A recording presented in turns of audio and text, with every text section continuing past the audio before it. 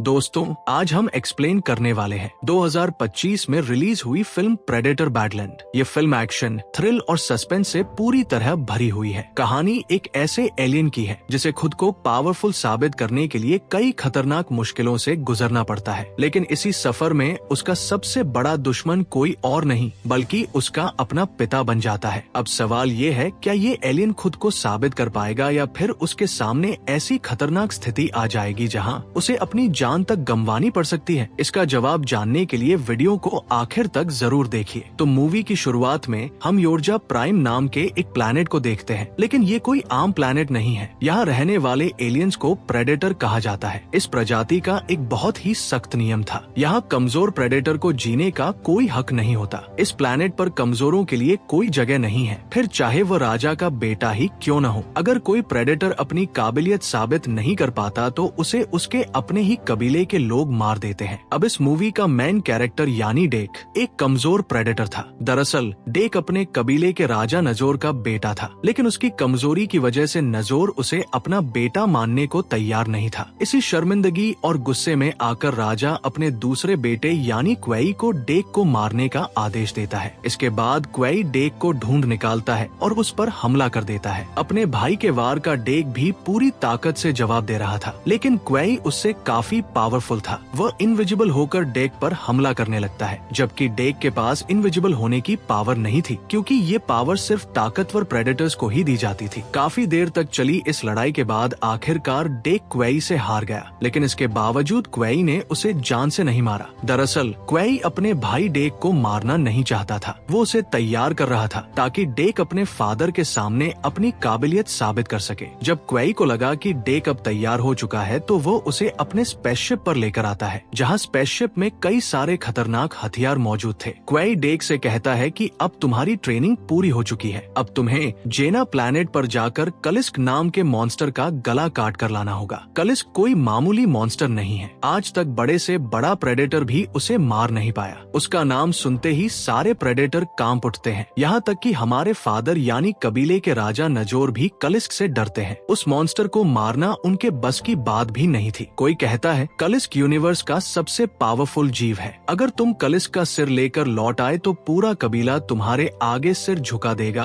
और फादर भी तुम्हारी सजा माफ कर देंगे। जिस पर डेक भी ठान लेता है कि वो उस मॉन्स्टर का सिर लाकर खुद को साबित करेगा। अभी ये दोनों बात कर ही रहे थे कि तभी वहाँ उनके फादर यानी नजोर आ जाते हैं। डेक को जिंदा देखकर नजोर क्वेई पर भड़क उठता है, क्योंकि उसने क्वेई को डेक को मारने के लिए ही यहाँ भेजा था। तभी क्वेई अपने फादर से कहता है कि हमें डेक को एक आखिरी मौका देना चाहिए। आखिरकार वो आपका बेटा है। लेकिन नजोर साफ कह देता है कि वो इस कमजोर प्रेडेटर को अपनी औलाद नहीं मानता। उसके मुताबिक डेक सिर्फ मरने के ही लायक था। इतना कहते ही नजोर अपनी पावर से डेक को बंदी बना लेता है और क्वेई को आदेश देता है कि वो उसका गला काट दे। अपने फादर की बात मानते हुए क्वेई आगे तो बढ़ता है, लेकिन वो डेक को नहीं मारता। उल्टा वो उसे आजाद करके स्पेसशिप में धकेल देता है और अपने हाथ में लगे कंट्रोल से शिप को लॉक कर देता है। क्वेई की इस हरकत से नजोर आग बबूला हो जाता है और गुस्से में आकर वो क्वेई को बेरहमी से मारने लगता है। इसी दौरान क्वेई का एक हाथ कट जाता है। ये सब देखकर डेक को अंदर से बहुत बुरा लग रहा था, क्योंकि ये सब उसी की वजह से हो रहा था। अब क्वेई के सामने दो रास्ते थे, या तो वो अपनी तलवार उठाकर अपने फादर से लड़े या फिर कटे हुए हाथ में लगे कंट्रोल से शिप को लॉन्च करे। लेकिन क्वेई खुद को बचाने के बजाय डेक को बचाने के बारे में सोचता है। इसी बीच नजोर अपनी तलवार क्वेई के आर पार कर देता है, लेकिन इसके बावजूद क्वेई हिम्मत नहीं हारता और आखिरकार उस बटन को दबा देता है, जिससे अब वो शिप लॉन्च होने लगती है। तभी नजोर क्वेई को पकड़कर उसका गला काट देता है और वहीं पर क्वेई की मौत हो जाती है। फिर काफी लंबे सफर के बाद डेक आखिरकार जेना प्लैनेट तक पहुंच जाता है, लेकिन प्लैनेट पर लैंड होने से पहले ही उसकी स्पेसशिप बुरी तरह डैमेज हो जाती है। अब क्रैश लैंडिंग से बचने के लिए डेक अपनी सीट को इजेक्ट कर देता है और किसी तरह खुद को संभालते हुए उस प्लैनेट पर लैंड करता है। अब कलिस्ट का शिकार करने के लिए डेक अपने हथियारों को तैयार कर रहा था कि तभी पीछे से एक मांसाहारी पेड़ अपनी बेलों से उसके हथियार गायब कर देता है और उसे जकड़ कर मारने की कोशिश करता है। खुशकिस्मती से डेक के पास उसकी तलवार थी, जिसकी मदद से वो उन बेलों को काटने लगता है, लेकिन बेलों की संख्या बहुत ज्यादा थी और एक साथ सबसे लड़ पाना उसके लिए नामुमकिन हो गया। आखिरकार डेक उन बेलों को काटते हुए वहाँ से भाग निकलता निकालता है और उनकी पकड़ से बाहर चला जाता है। इस लड़ाई के दौरान डेक को भी काफी चोट लग चुकी थी, इसलिए वो नदी के किनारे जाकर अपने जख्म भरने लगता है। इसी दौरान उसकी नजर कुछ कीड़ों पर पड़ती है। जैसे ही वो उन्हें पकड़ता है वे ब्लास्ट हो जाते हैं। यह देखकर डेक समझ जाता है कि यह कोई मामूली प्लैनेट नहीं है। यहाँ पर मौजूद छोटे से छोटा जीव भी बेहद खतरनाक था। फिर उन सबको इग्नोर करते हुए डेक आगे बढ़ता है, जहाँ रास्ते में उसे कुछ अजीब कांटों वाले पौधे दिखाई देते हैं जो हल्की सी हलचल पर ही खूलने लगते थे। डेक उनसे बचते हुए आगे बढ़ ही रहा था कि तभी उसे पेड़ों में जकड़ी हुई एक लड़की दिखती है जो उससे मदद की गुहार लगा रही थी, लेकिन डेक उस पर ज्यादा ध्यान नहीं देता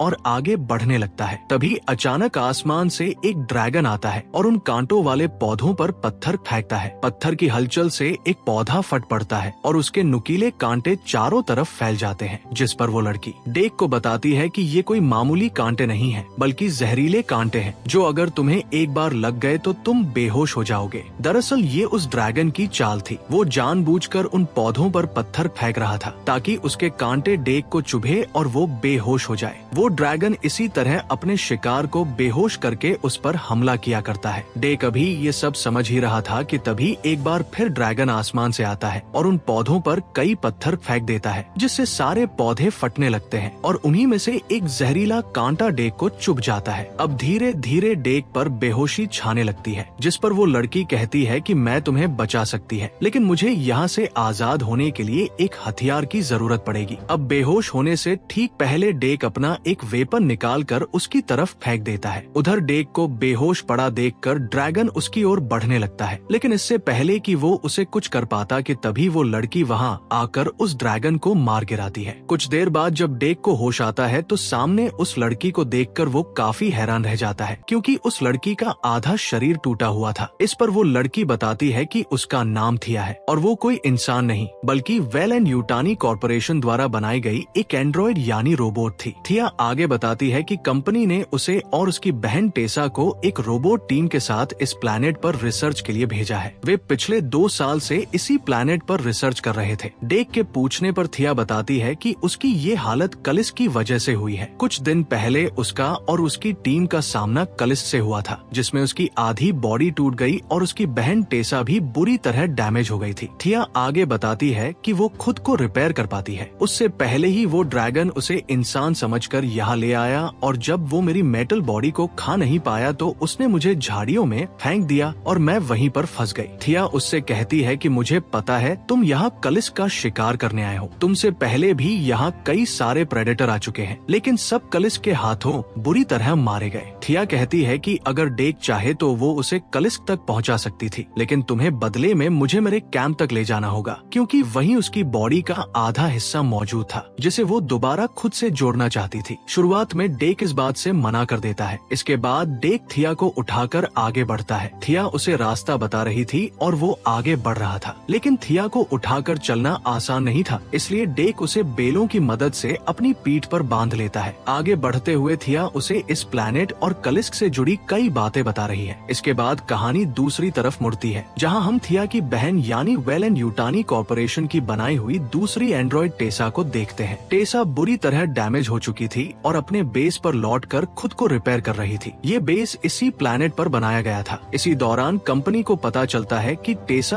अपने मिशन में फेल हो चुकी है, इसलिए कंपनी उसे वार्निंग देते हुए साफ कह देती है कि अगर वो इस बार भी अपने मिशन में नाकाम रही तो उसे डीएक्टिवेट कर दिया जाएगा। इसके बाद टेसा सिस्टम से थिया के बारे में पूछती है, जिस पर एआई सिस्टम उसे बताता है कि थिया इस वक्त एक प्रेडेटर के साथ है और वो उसे लेकर कहीं जा रहा था। टेसा को ये नहीं पता था कि थिया खुद उसकी मर्जी से उसके साथ गई थी, इसलिए उसे लगता है कि डेक उनके लिए एक बड़ा खतरा है। उधर दूसरी तरफ इन्हें आगे बढ़ते हुए शाम हो चुकी थी, इसलिए रात बिताने के लिए डेक और थिया वहीं एक जगह रुक जाते हैं। इसी दौरान थिया डेक को अपने बारे में बताने लगती है। वो कहती है कि वो और उसकी टीम 2 साल पहले इस प्लैनेट पर आए थे और तभी से यहाँ रिसर्च कर रहे थे। थिया ये भी बताती है कि कंपनी ने उसके और उसकी बहन के अंदर इमोशंस डाले हैं ताकि वे चीजों को बेहतर तरीके से समझ सके। लेकिन थिया की बातें सुनते सुनते डेक की आंख लग जाती है। सुबह होते ही दोनों फिर से अपना सफर शुरू कर देते हैं। एक खुले घास के मैदान में पहुंच जाते हैं। तभी थिया बताती है कि ये कोई मामूली घास नहीं है, बल्कि कटीली घास है। इसकी धार इतनी तेज थी कि कोई भी इसे पार नहीं कर सकता था। इसी दौरान डेक देखता है कि हाथी जैसा दिखने वाला एक बड़ा क्रिएचर इस घास को आराम से खा रहा था। थिया बताती है कि इस जीव का नाम बीसन है, जो गुस्से में आ जाए तो किसी को भी कच्चा चबा सकता था। अभी ये दोनों बातें कर ही रहे थे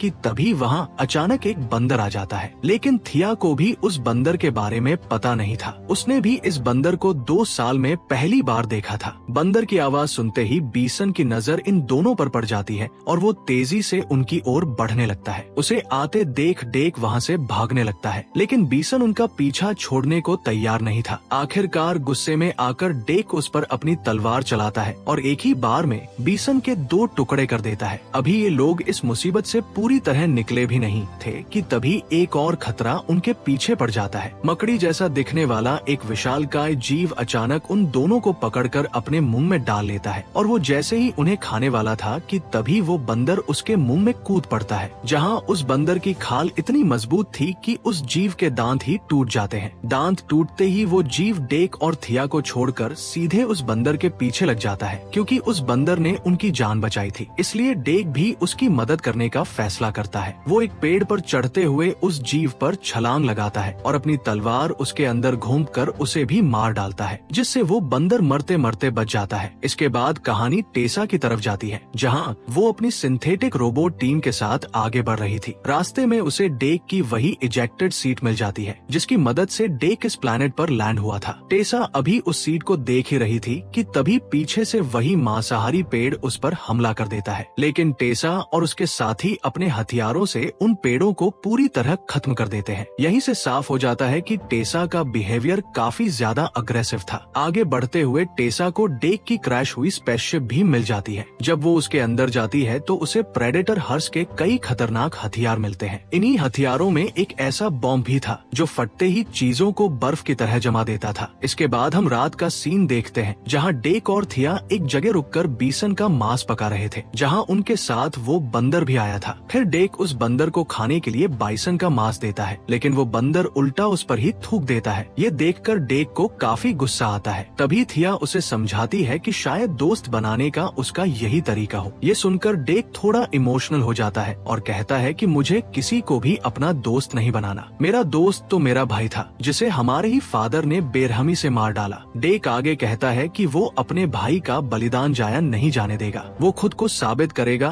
और अपने भाई की मौत का बदला जरूर लेगा। रात में सोते वक्त वो बंदर हुबहू डेक की नकल करने लगता है। ये देखकर थिया हंसने लगती है और उस बंदर का नाम बड़ रखती है। अब वो बंदर भी इनका अच्छा दोस्त बन चुका था। सुबह होने के बाद डेक उस बंदर को वहीं छोड़कर थिया के साथ आगे बढ़ने लगता है। काफी दूर चलने के बाद आखिरकार दोनों थिया के कैंप तक पहुंच जाते हैं। ये वही जगह थी जहां कलिस्क ने थिया पर हमला किया था। वहां खोजने पर उन्हें थिया के टूटे हुए पैर मिल जाते हैं। थिया उन्हें लेकर अपनी लैब में जाती है और पैरों को एक्टिवेट करके धीरे धीरे अपनी बॉडी से जोड़ने लगती है। इसके बाद थिया डेक को एक सच्चाई बताती है। वो कहती है कि मैंने तुमसे झूठ बोला था। वे लोग यहाँ रिसर्च करने नहीं बल्कि कलिस्क को पकड़ने आए थे। पिछले 2 सालों से वे कलिस्क को पकड़ने की कोशिश कर रहे थे, लेकिन वो हमारे काबू में नहीं आया। उनकी यह हालत भी कलिस्क को पकड़ने की कोशिश में ही हुई थी। थिया आगे कहती है कि डेक को अब यहाँ से चले जाना चाहिए, क्योंकि उसके यहाँ होने का सिग्नल अब टेसा तक पहुँच चुका था। अगर उसे तुम्हारे यहाँ होने का पता चल गया तो वो तुम्हें भी पकड़ लेगी। लेकिन डेक साफ कह देता है कि कलिस्क को मारे बिना वो यहाँ से नहीं जाएगा। जिस पर थिया कहती है कि अगर उसे जिंदा रहना है तो कलिस्क को मारने का ख्याल अपने दिमाग से निकाल दो, क्योंकि कलिस्क को मारना नामुमकिन था। उसके मुताबिक डेक कलिस्क को कभी नहीं मार सकता। ये सुनते ही डेक को जबरदस्त गुस्सा आ जाता है। वो थिया से कहता है कि तुमने मेरा फायदा उठाया है, तुम मुझे धोखा देकर मेरे शिकार को चुराना चाहती थी। डेक साफ कह देता है कि चाहे कुछ भी हो जाए वो कलिस्क को मार कर ही रहेगा। इतना कहकर डेक लैब से बाहर निकल जाता है। अब कलिस्क को वहाँ बुलाने के लिए डेक वहाँ मौजूद गैसोलीन में धमाका कर देता है। धमाके की तेज आवाज सुनते ही कलिस्क सच में वहाँ आ पहुँचता है और दहाड़ते हुए डेक पर हमला कर देता है। डेक भी पीछे नहीं हटता और पूरी ताकत से उससे भिड़ जाता है। एक मौके पर वो अपनी तलवार से कलिस्क की पूंछ काट देता है, लेकिन डेक तब हैरान हो जाता है जब उसकी कटी हुई पूंछ खुद ब खुद फिर से जुड़ जाती है और काकिस्ट दोबारा उस पर हमला कर देता है। अब उन दोनों की लड़ाई में थिया अपने पैर जोड़ ही नहीं पाती, जिसके बाद डेक चालाकी से कलिस्क की पूंछ एक चैम्बर में फंसा देता है और उसी मौके का फायदा उठाकर सीधे उसका गला गला काट देता है। डेक को लगता है कि कलिस्क अब मारा गया, लेकिन अगले ही पल उसका कटा हुआ सिर वापस जुड़ जाता है। ये देखकर डेक के होश उड़ जाते हैं। कलिस्क डेक को दबोचकर खाने ही वाला था कि तभी वो अचानक रुक जाता है। वो डेक के शरीर से आने वाली एक अजीब सी गंध को सूंघता है और उसे मारता नहीं। कलिस्क ने ऐसा क्यों किया, इस बारे में हमें आगे पता चलेगा। तभी वहाँ टेसा आ जाती है। वो डेक की स्पेसशिप से मिला वही खास बॉम्ब उनकी तरफ फेंक देती है। बॉम्ब फटते ही कलिस्क और डेक दोनों बर्फ की तरह जम जाते हैं। इसके बाद टेसा दोनों को